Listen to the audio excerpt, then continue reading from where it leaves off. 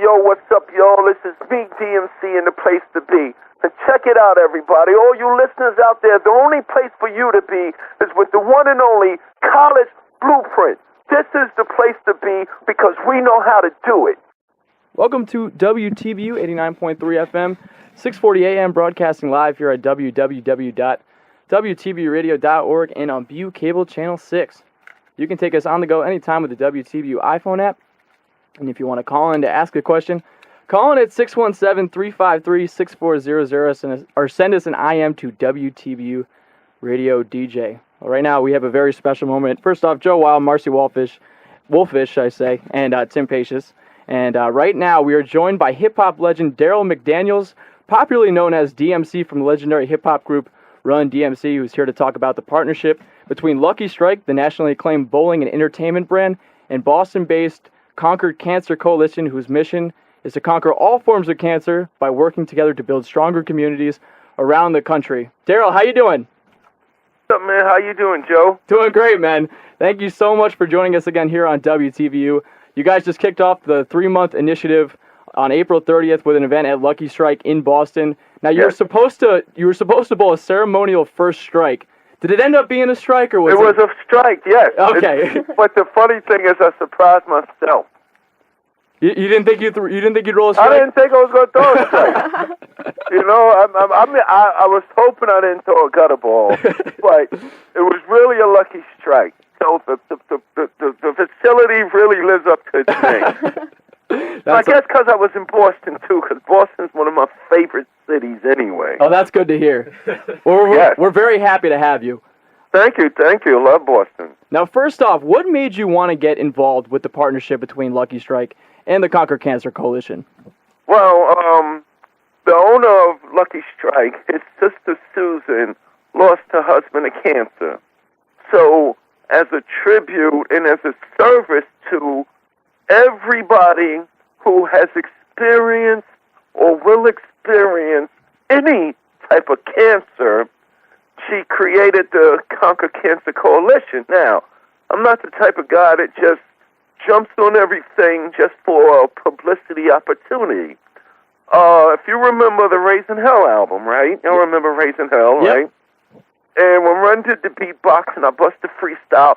Son of Byford, brother of Al. Banner's my mama and Run's my pal. It's McDaniels, not McDonald's. These rhymes are Daryl's, those burgers are Ronald's. Well, in 2003, after I had lost Jam Master Jay to gun violence, my father, Byford, passed away from liver cancer. So when they approached me and said, D, is this something that you would like to be involved with? I usually would have said, if I had no connection to the cause, you should find somebody who's been through it. But since Byford passed away of liver cancer, and this campaign is dealing with all cancers, leukemia, lung cancer, skin cancer, liver cancer, I said, my father looking down at me from heaven would expect me to do something good. So that's why I got involved with it. And another thing is, if I could do something that's positive and get a chance to come to Boston a lot in the meantime, I'm on board. All right. What does it mean to you personally to have a leadership role in this organization? Well, I mean, from day one, there's two types of hip-hop now. There's hip-hop, there's show business. And, 15 years ago, I used to complain about it. But then I got to realize any artistic entity, any culture that becomes overexposed and polluted by a whole bunch of unartistic people, it's bound to ruin the reason why it was created in the first place. But from day one, Run-D.M.C, Public Enemy, KRS-One, Treacherous 3, Grandmaster Flash and the Furious 5, Africa Bambaataa and the Zulu Nation. The MCs and DJs always made their first priority, whether it was the beat, whether it was fashion, whether it was a rhyme, whether it was a scratch, whether it was a spoken word, whether it was a piece of graffiti, our representation of hip-hop is service, information, education, and positive representation of our communities. And within all communities that are part of hip-hop, we got other health issues. We got life issues. So as opposed to us always bragging about how many rhymes we got and my DJ's better than your DJ and I got more girls than you and you know, look at my sneakers and look at my car, it's very, very important that the culture of hip-hop does not succumb to the disrespect and irresponsibility that is dominant within our music. In other words, if we're going to be rock and roll, and if we're going to be allowed to participate and be honored at such a high standard, then we have to do what greats like John Fogerty, Bob Dylan, John Lennon, Marvin Gaye, and James Brown did with the music. In addition to be celebrities and entertainers and all of that, forget the politicians, forget our religious leaders. We are the voices of the people. And it's important that, you know, whether I was 16 years old kicking around, 18 years old making records, or 40 years old, 50 years old now, my first priority through my music is to represent, inform, and educate all people, the little baby that was just born and the 89-year-old man sitting over there bobbing his head to Public Enemy. Now we want to ask you questions, you know, about your music. I think that what you just said is a great segue into something I wanted to ask you. You know, this year marked the 30th anniversary of Run-D.M.C's first album, self-titled Run-D.M.C. That's crazy. Somebody told me that 2 weeks ago, and I even had to go, what? What you talking about? But that album it's such an important album in hip-hop history, and that was really one that helped hip-hop get into the mainstream. And I'm just curious, you know, now 30 years later, hip-hop is one of the biggest genres in America and in the world. You know, did you ever expect hip-hop to get to this stage, and what is your view on hip-hop today? Well, the showbiz hip-hop is crap. You know, it's a entertainment showbiz, celebrity, watch me sell records, and, you know, what's important about me being in hip-hop is everything except my except my music. You know, my liquor companies, my clothing companies, you know, all my other businesses. Now, don't get me wrong. I'm glad hip-hop was able to be a catalyst to allow us to grow. You know what I'm saying? To grow. To do other things. But when you look at the importance of hip-hop, it's so disrespectful that nowadays, when you say hip-hop to people that don't know about it, not talking about the people that know about it, and you have your opinions on who's good and who's not, and, you know, whether old school is better than new school. I'm talking about this. In the generation that I'm from, you know, I'm 50 years old. I'll be 50 years old May 31st. And I'll go to middle schools, I'll go to high schools, I'll go to colleges, I'll go to panels, I'll go to industry functions, I'll go to ASCAP functions, I'll go to music functions, I'll go to functions with Universal and Sony and all these knuckleheads there. And I will speak what I'm speaking about, and some of the young people will go, Mr. DMC, with all due respect, we understand what you're saying because you're a pioneer, you've been here forever, you've seen it all, you've accomplished a lot in this business, and you're 50 years old. So we respect your views about having responsibility and representing the people and dealing with the issues of society and community, politics and current events and all of that. And you're saying all that, though, because you're 50 years old now. And I go, that's true, my younger brother or sister, but everything that I'm saying, I've been saying since I was 18 years old. People don't realize that old school is not a time period. It was a consciousness. It was a way of displaying and presenting and representing your hip-hopness, if that's the word. Now, what I'm trying to say is when you say hip-hop to people that heard about this music and culture, the first thing they think of is drugs, drinking, jewelry, negativities, guns, and gangbanging. But in the generation that I'm from, at 50 years old and even at 18, 19, and 21, hanging out with P.E., Public Enemy, Chazzy Jeff and the Fresh Prince, Eric B. and Rakim, EPMD, Stetsasonic, LL Cool J, the Beastie Boys, and a host of other people, when you said hip-hop, people thought of something good. People thought of, man, that guy rhyming about college. Man, that dude telling the kids not to be in the gang. So from 30 years till now, the business of hip-hop sucks. Now, and what I mean by the business of hip-hop is this. Yes, record companies are in business to sell records, and things will always sell.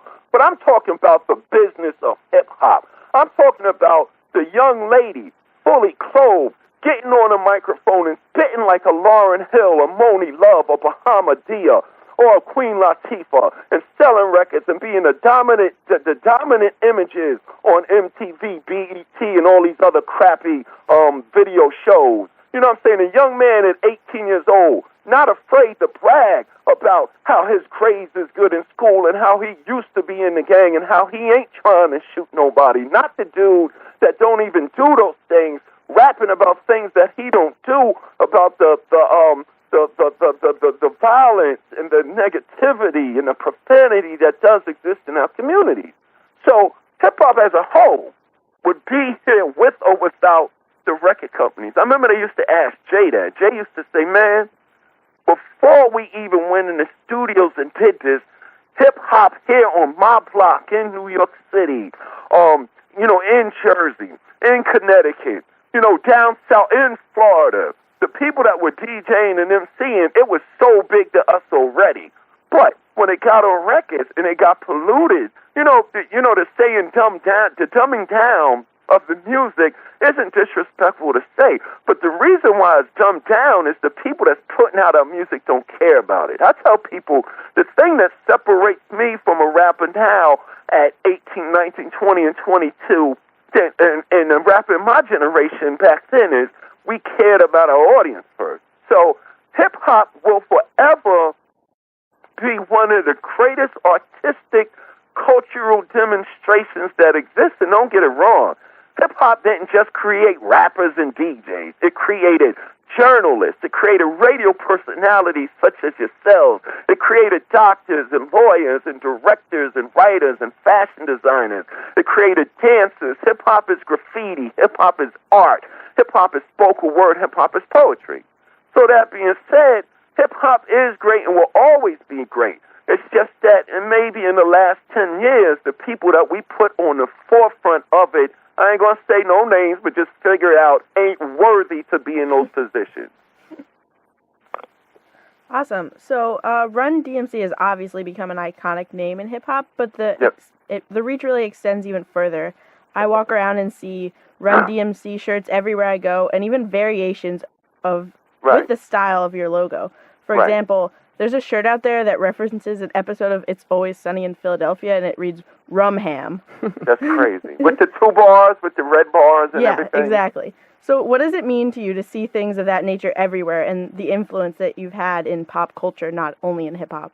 That shows that we universally and generationally did something that was good. And people always ask me, what was the thing that was so dominant about us? I think the thing that made us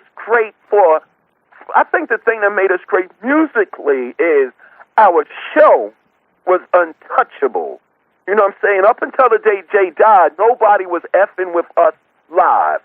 But because of the records that we made, because of the way we looked and we sounded, because of that iconic simple logo, people saw that logo, people heard that music, people saw our style and fashion, and it represented a good feeling. To put it plainly is, Wycliffe said to me, I was in a studio a couple of months ago, Wycliffe was working up a studio, and he just looked at me, and he said, yo, DMC's the only MC that could rap about Christmas time, St. John's University, chicken and collard greens, and make it gangster. We made positivity gangster. So out of all the things that came in and out of hip-hop, all the different styles, gangster rap, and all the different periods and eras, and, you know, Vanilla Ice and Hammer, NWA, and the Beastie Boys, and Eminem and the White Rapper, the only thing that stays constant is not our place in time. It's what we presented. And me, Run, and Jay always said this. When we saw this thing starting getting big, we said we cannot be irresponsible and not live up to the expectations of the real pioneers and leaders and the greatest things that ever happened in hip-hop. People say, yo, we know this hip-hop before Run-D.M.C., but y'all started it. No, we just put it on TV. If you listen to Adidas, I say we took the beat from the street and put it on TV. We didn't invent this. The first real pioneering rappers and MCs and DJs and producers and dudes with style had no one to look up to because they were the first. We should bow down when Melly Mel and Africa Bambaataa and Mo D and Sha Rock and Little Rodney C and Grandmaster Caz and DJ Charlie Chase and the Grand Wizard Theodore and the Funky 4+1 walk in the room. Me, Run, and Jay saw them, and I'm talking about not when Sugar Hill was making records, not when Flash and them was making records. I'm talking about when you could go pay $10 and buy a tape of the Grand Wizard Theodore, Africa Bambaataa, and Kool Herc live in the Soundview Parks in the Bronx. Those tapes sold like singles and CDs and albums sold. It's what they did. And it's not time period. It's the feeling. You know, in the midst of all this poverty, in the midst of, listen, I had gangs, people shooting. I got rough for my sneakers. They took my money. We had gang fights. We had babies. Young girls had all the problems that exist now existed back then. It's just that our hip-hop generation, our young people, I'm talking about the typical MC and DJ was 12 to no older than 25 years old. And we just decided to say something, do something about it. So I think when people see that the Run-D.M.C. logo, it reminds them that this hip-hop thing is much.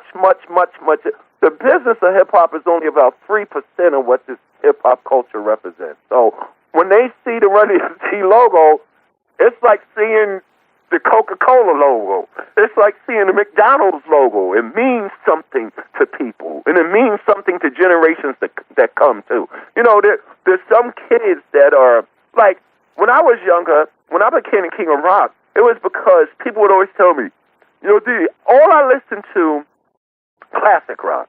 So people always say, yo, DMC, why you listen to classic rock? That's old music. You know what I'm saying? Now, that being said, I've heard Let It Be by the Beatles, but what about all those songs? What about the songs on albums of the Beatles that wasn't singles? You know, I've heard Crosby, Stills, Young, and Nash, but what about the Neil Young song with Crosby and the John Fogerty song I never heard? So even though music could be made 20, 50 years ago, it's new to you if it's your first time hearing it. So people go back and say, what's all this record about Run-D.M.C.? And they'll hear a song like Son of Byford. And they're, you know, Nas, he didn't say none of this singles. He didn't say Walk This Way, Rock Box, Peter Piper. He said, my favorite song of Run-D.M.C. is Darryl and Joe. You know, some people say, man, my favorite song is Perfection. So it's not about who's the best rapper, who made the most money, and who's the most profitable guy in his business. Rick Rubin used to tell me and Run, as we thought we were the greatest things on the face of the earth. Rick used to look at us and say, yo, anybody could rhyme, but could you make a record that's going to touch people's lives and change the world forever? And I think, you know, some of our records fall into that category. And that's the good thing about it. All right. Now, you had a very unique label situation with Run-D.M.C., and over the last about 10, 15 years, hip-hop artists specifically have had the opportunity to go extremely far while staying independent. That's the best way to go right now. How do you feel about artists foregoing record deals and how it's going to lead to the future of the genre? It's really good because I wish I could have did it. That's real funny. You know, it had been one of those Prince situations. When he finally went independent, he said, I made more money off my career in my life doing these by myself than I made off of the whole damn Purple Rain album. So it puts the artist in control of their artistry. And that's the beautiful thing. You know, a lot of kids, there's people in this generation that are the next KRS-One, that is the next Beastie Boys, that is the next Cool Modi, LL, Run-D.M.C. But when they go to the labels go, yeah, that's fine, but could you be a little more like 50 Cent? You know what I'm saying? The labels look to see what's hot and say, yo, we really like that positive, political, intellectual, socially conscious record you did. But could you do a song like 2 Chainz, please? You know what I'm saying? So you don't have to compromise your artistry. You control your own destiny. You could say what you want to say, and you could do what you want to do. Is there anybody, in this newer generation that does that you think, has the right message when they rap and what their music is all about? Is there anybody specifically that you're really into right now? I wouldn't know because my playlist starts with Cold Crush, Public Enemy, all my cassette tapes of hip-hop before Rapper's Delight, and then it goes through the whole catalog that ever exists of Johnny Cash, Led Zeppelin, Janis Joplin, Joan Jett, classic rock catalog, and then it cuts off, it ends with Nirvana, Rage Against the Machine, Guns N' Roses, and Sublime, Soundgarden. So I wouldn't know. You know what I'm saying? I wouldn't know. Now, when I travel city to city, town to town, country to country, it used to be when we started, I could go to Memphis, Tennessee, and turn on a hip-hop station and not hear the same 12 records that is playing every 20 minutes in New York. And Chuck D knows this is a big problem. There's no discovery of those dudes, and they out there. But the same, Jay-Z, Lil Wayne, Rihanna, the playlist that's enforced in hip-hop right now that y'all got is the same playlist there, same playlist across the board. So when I travel, when I go speak at colleges, and when I go speak at universities, even when I speak in high schools, the kids will say, have you heard of such and such? And I'm like, who's that? Well, he's such and such, and this. I think one of the guys that breaks the mold is Kendrick Lamar. You know what I'm saying? He's a breath saver for hip hop, and not just because the verse that he kicked about New York. I'm talking about his music. People go, if you think that's something, DMC, go back and listen to his first album. So they out there, but I'm talking about the dominant music on the forefront, and this all came about. Don't get me wrong. Radio got messed up because now hip-hop is on your stations 24 hours. So they need filler. They need to, the music could be crappy, but the personality could be hot, because of the negative, it could be negativity. It could be overly sexual. It could be, follow this guy around because he just got busted for having guns and cocaine in the car. As opposed to, you need to play this young man's music or this young lady's music because listen to what they're saying. When we walk the red carpet at MTV and BET, nobody never asked us who's your stylist, who you dating, who's your jeweler. They would say, why are you young people making the music that you're making? And what young people, let's not forget young people. Why are you young people? Whether it's Tribe Called Quest or De La Soul, we was young. We was the same age as everybody else. So, and all I say is compare the music of a generation from 18 to 25 and then to compare it to the old school generation and then figure out where it's going. There's songs that were huge 2 years ago that nobody want to hear. But if you throw on De La Soul right now, change the whole vibe in any room that you're in. Glad to get your opinion on that. I think with Kendrick Lamar, I think a lot of people would agree that he is one of those guys. And once again, thank you so much for joining us, Daryl. And before, thank you, and please, make sure people know that the campaign that we're doing, the Conquer Cancer campaign, is not just we're doing 3 events. We're doing Boston, we're doing Chicago, and we're doing San Francisco. And the reason why we're doing that, this campaign, you can participate at every one of the Lucky Strike bowling facilities in America. Yeah, you want to just elaborate on how listeners can get involved and donate and show support for the cause? Well, you go to Lucky Strike. That's the first thing to do. And then wherever y'all at, when y'all hear this, go to Lucky Strike. If you buy a burger, if you buy some sangria, if you buy some lemonade, we got food items that are making huge donations to the cause. But if you want to keep it simple and help us out from your home, you could go to BowLuckyStrikes/Conquer Cancer. Participate, please. Save some lives. All right. Make sure to check out that website. And once again, thank you so much for joining us. This has been an honor for all of us to talk to you. Thank you, and let me just put this in here. The new single will be dropping in August, and I'll definitely come in person to your studio. Yes. I'm just going to drop this seed. I ain't going to release the music yet or the title, but the first single that's going to be on the album, these are the people on this record. Mick Mars of Motley Crue on guitar, Sebastian Bach of Skid Row on vocals, D.M.C. on the microphone, and the one and only Travis Barker on drums. So let hip-hop and rock and roll know playtime is over. It ain't going to be boring anymore. Oh, my God. That is one hell of a lineup, and we are very excited to hear that. And I'll see y'all next time I come to Boston, promise. All right. I'm going to hold you to that, okay? Yep, I will be there. All right. Sounds great. Once again, Daryl, thank you so much for your time, and best of luck with the whole movement going into the future and for the next couple months. Thank y'all. Keep up the good work, guys. Thank you. Bye-bye. That was Daryl McDaniels, a.k.a. D.M.C. from Run-D.M.C. That was unbelievable. We're going to put this interview up on WTBUradio.org. Also, make sure to spread it to anybody that wants it. All right, we're going to take a break. We have Cram Jams coming up, so be sure to listen to the interns that are trying to be DJs. They're going to have some good shows for us. But that'll do it for us here on WTBU. That was D.M.C. Thanks for joining us here on WTBU.